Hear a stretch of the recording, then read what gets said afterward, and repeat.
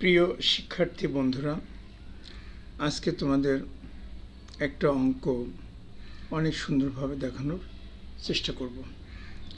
দেখো আমাদের অঙ্কটা কি বলতেছে, a + 1/a = 2 হলে প্রমাণ করো যে a⁻10 + 1/a⁵ = a⁵ + 1/a⁻10। এই টাইপের অঙ্ক সাধারণত তোমাদের বইতে নাই এবং তোমরা এই ধরনের অঙ্ক সাধারণত করতে অভ্যস্ত না। এটা একটা স্পেশাল ম্যাথ। দেখো আমি কিভাবে করি। প্রথমে লিখে নাও, দেওয়া আছে লেখার পরে আমাদের a + 1/a = 2 দেওয়া আছে। আমরা এটার উভয় পক্ষকে a দিয়ে গুণ করে দিলাম, তাহলে লিখতে পারি a² + 1 = 2a।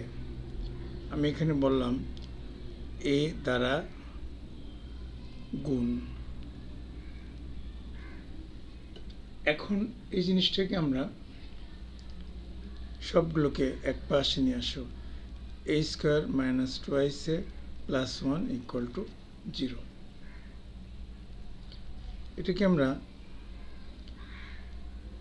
a² - 2 × a × 1 + 1² = 0, অর্থাৎ a² - 2ab + b² ফর্মুলায় সাজাইলাম। এখন আমরা a - 1² = 0 করে দিলাম। এবার দেখো a - 1 = 0, অর্থাৎ আমরা এখানে বর্গমূল করেছি। এখানে লিখে দিলাম কি করা হয়েছে সেটা, বর্গমূল। তাহলে অবশ্যই আমরা পেতে পারি a = 1। এখন তোমরা বাম পক্ষ লেখো। বাম পক্ষে দেখো লেখা আছে a⁻10 + 1/a⁵। তুমি যদি এখানে এর ভ্যালু 1 বসাও, তাহলে 1⁻10 + 1/1⁵। তাহলে আমরা অবশ্যই এখানে বলতে পারি 1 + 1, তার অর্থ 2। একইভাবে ডান পক্ষ লিখে নাও। লিখে নেওয়ার পরে লেখো a⁵ + 1/a⁵10।